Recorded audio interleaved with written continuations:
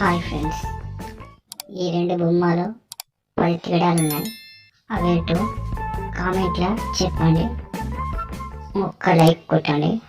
అలాగే నా ఛానల్ని సబ్స్క్రైబ్ చేయండి.